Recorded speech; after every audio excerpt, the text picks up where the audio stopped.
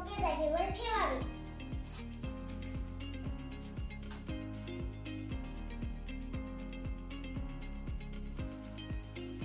शाळेतून आल्यानंतर टाय आणि पट्टा स्वतःनेच योग्य जागेवर ठेवावे.